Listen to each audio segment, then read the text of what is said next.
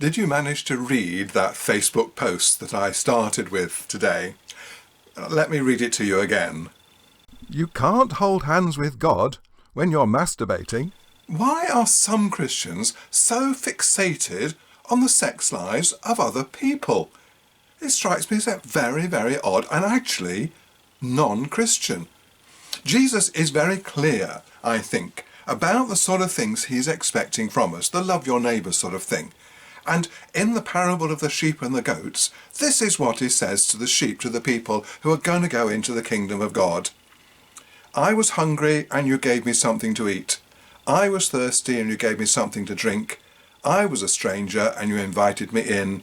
I needed clothes and you clothed me. I was sick and you looked after me.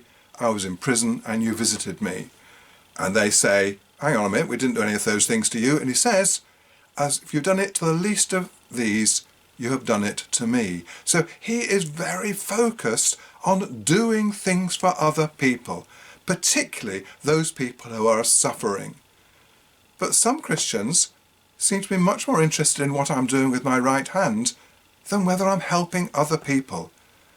And it seems to me their moral compass is odd, off, not working, not even there.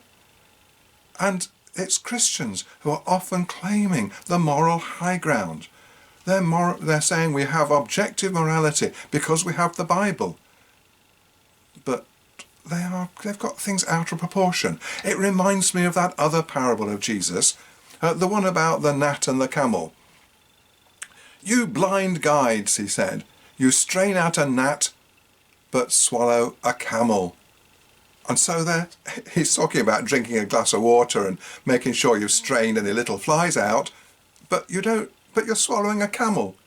So here, they're worried about something very small, but actually ignoring the very big things, the big amount of suffering that's happening in the world. You know, the millions of children who die of malaria, the people who are imprisoned falsely, people sleeping rough on our streets, people suffering everywhere, and yet we're talking about masturbation. Something screwy somewhere, isn't it? It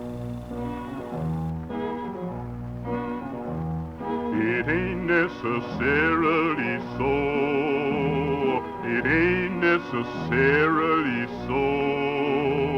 The things that you're liable to read in the Bible, it ain't necessarily